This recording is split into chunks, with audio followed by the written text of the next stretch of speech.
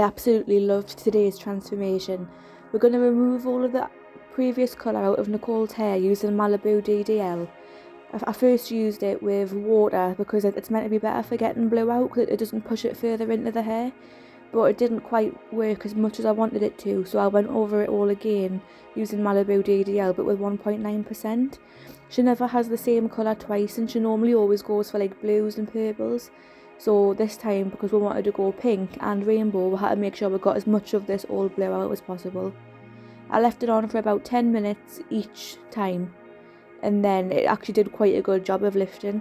When I washed it all out, I used warm water and it just pulled out the rest of that blue pigment just nice. It was like a nice pale mint, but we can work with a nice pale mint, so that's fine.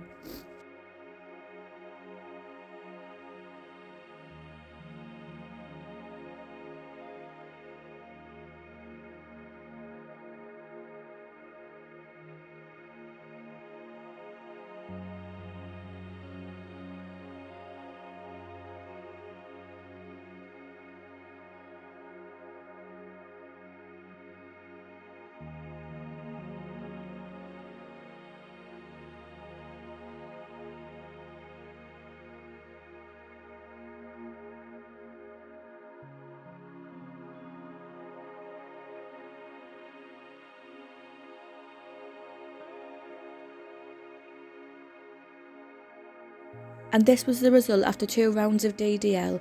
She still has a slight blue tinge at her root, but I'm not too worried about that because all the colours we're doing will cover over it nicely anyway. I'm now just going to go in and do bleaching 6% all over her roots. And what I do when I'm doing bleach regrowths is I paint from the demarcation line into the root rather than from the root to the line. I just feel like sometimes when you do it from the root to the demarcation line, it's quite easy to overlap. So I feel like when you go from the line to the root, you have a better chance of not overlapping. Just the way I do it, it's the way I sort of work it. For some reason, like, bleach roots make me a little bit nervous. It doesn't make any sense because I love doing foils and it's effectively the same thing. You're painting the root up to the line. But I don't know, there's something about a full head bleach that makes us so nervous. So I take my time. It takes us a good while to do a bleach root because I'm being so meticulous and so careful. I always start at the back as well, just so if it needs to come off, I can take the back off first. But yeah, I wish it took us this quick to do a bleach root. It takes us so long. If Nicole wanted to go full head blonde, like full head platinum blonde, I wouldn't have just put the bleach all over this root because it's too big. I would have had to have gone through first and done it on the outer couple of inches first, waited for that to lift a little bit and then go back through and do it on the root, just because when you have a root this big, obviously the hair on the scalp takes straight away and it goes really light, whereas the hair that's furthest away from the scalp doesn't lift as much, so she would have a warm band. That did happen today, but I didn't really mind, just because none of the colours I was doing were too light. Like if we were doing pastels, it would be a different story because we'd need it all to be as light as possible. But I never do pastels on Nicole just because I want it to last as long as possible, so I use quite deep colours. So if I had a bit of a band, it didn't matter because all the colours were going to cover it in anyways. But if she wanted to go full head blonde, it wouldn't have looked good. We would have had to do it in 2 stages. Also, if you hear any strange noises during this video, I've got my little pet rabbit with us and he's just trying to dig the floor and trying to eat the skirting boards and stuff, so don't worry. It's just my little rabbit being a dickhead.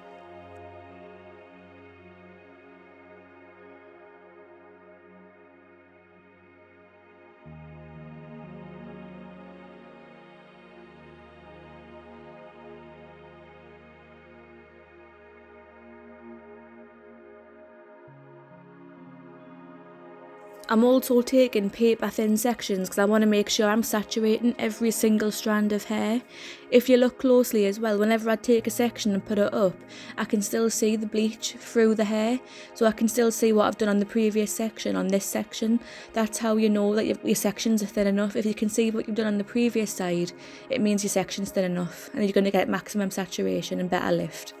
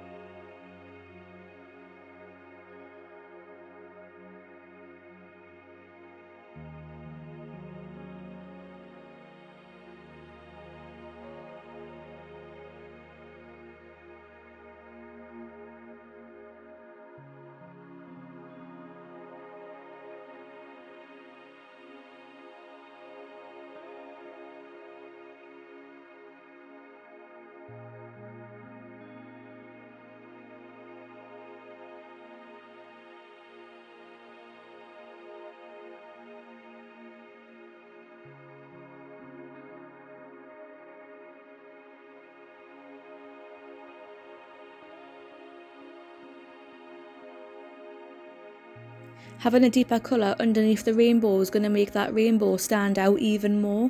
So I'm just going to go through vertically and pop all of our roots on, and then I'm going to put the pink straight over the purple and then put it through the ends and then rub my fingers over the line between the purple and the pink to make sure it all blends seamlessly. Again, paper thin sections. I'm not sure if it's just the brand of colour I use Crazy Colour, but I find it quite like difficult to spread. So the thinner the sections you take, the better chance you have of full saturation. The last thing you want is to do all of this hard work and then have patches.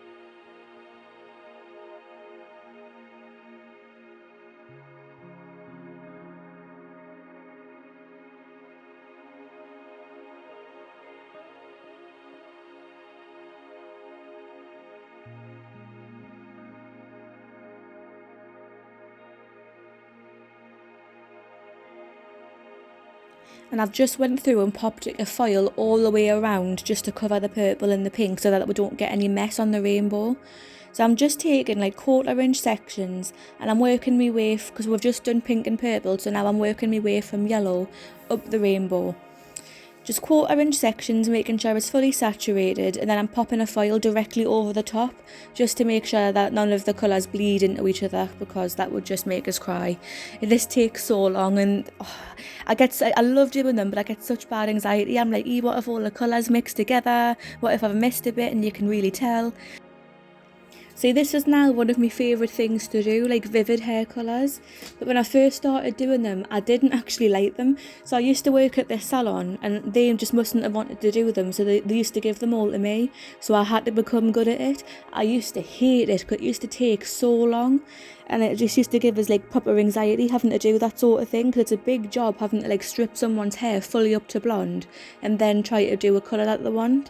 Honestly, I hated it, but because I had to do it so much, I became really good at it. And then more and more people started to come in for them, so I just had to get good at them even more. And now it's one of my favourite things to do. Like, I love doing them.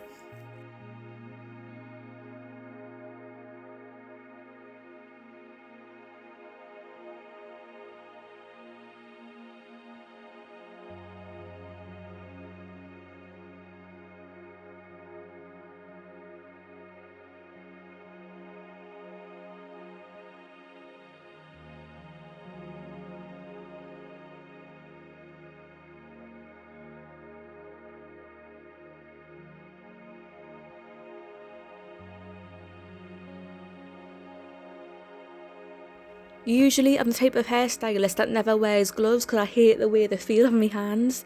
But on these colours I'm not messing about, because if you get this on your skin, it's on your skin like for weeks. Well, not weeks, but quite a long time.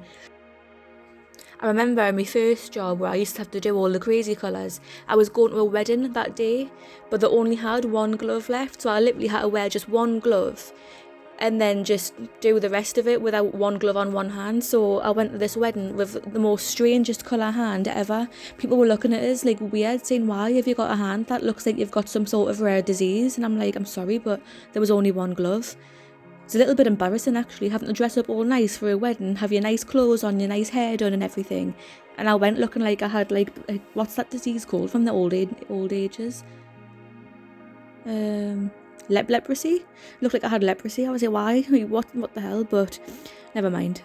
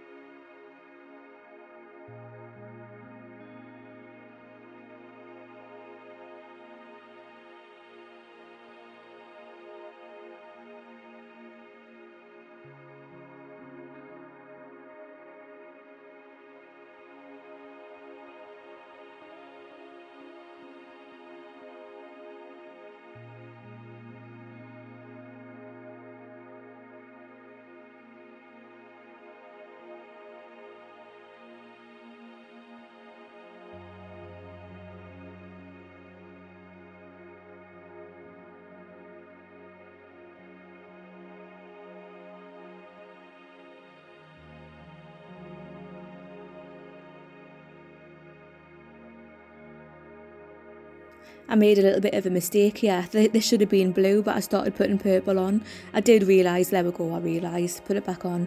That's fine if that happens. You can normally just go straight over with the colour you're meant to go over with. Just you might have to make it a little bit darker to cover that colour that you've put on by accident, but it's fine.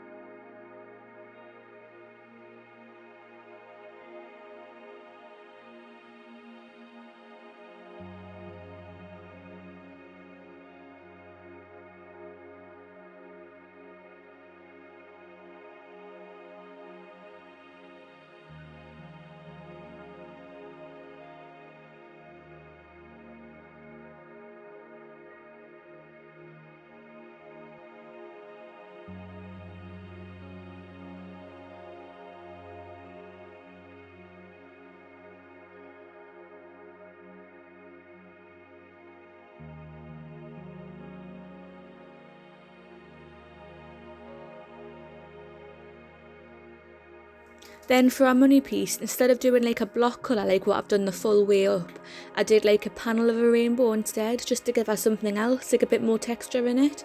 So I'm just going down the rainbow bit by bit. I'm painting over the previous line of the previous colour and make sure it blends as well. But yeah, I just thought that'll give her a little bit of a point of interest, having a different colour around the face.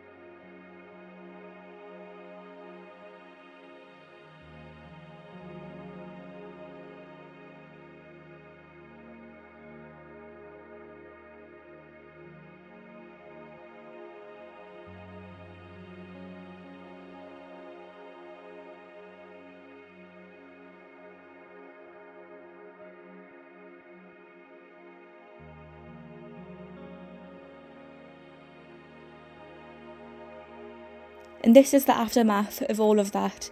This is why we can't have nice things. So this is probably the worst bit for all of your crazy colour clients, it's getting it washed off. You have to use ice cold water. If you use warm water, it'll probably fade, and also all the colours will melt into each other, which is just a complete, like, it'll mess up your job completely, and the full thing would have been a waste of time. So go in with icy cold water. I'm taking off the underneath first, and then I'm going to take out the files one by one and rinse it as much as I can. And then at the end, I just go through and just give it all a good rinse with freezing cold water. Also with crazy colours, you don't shampoo, you just use cold water. And then you put some nice conditioner on afterwards and just make sure it's all saturated. But yeah, freezing cold water, no shampoo, and then a good condition. And when your clients are looking after it at home, you have to tell them to use cold water, because if they use hot, it's going to fade quick, because heat makes the colour fade. And then to also use a good a colour care shampoo and conditioner. And also to just tell them not to wash their hair too often. Like, a lot of my clients don't wash their hair like for like 2 weeks, 3 weeks. Sounds rotten, but really it's just making the most out of your money, because your colour's not going to be fading.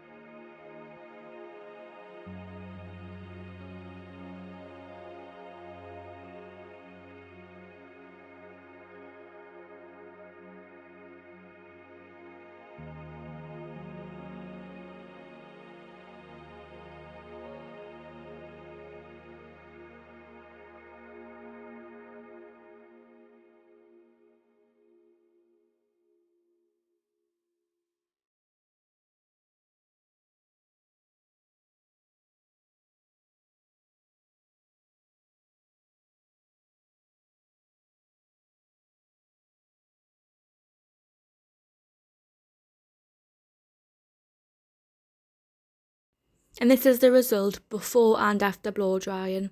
This is probably one of my favourite colours that I've ever done. This is it straight as well. Just showing off all the different stages.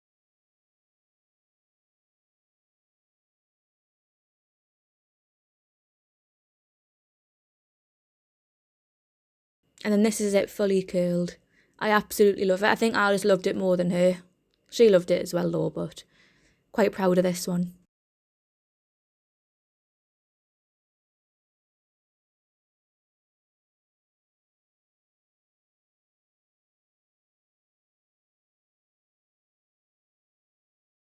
And on this one you can really see that money piece that I've done. Just gives her a little bit of something extra. Thanks for watching.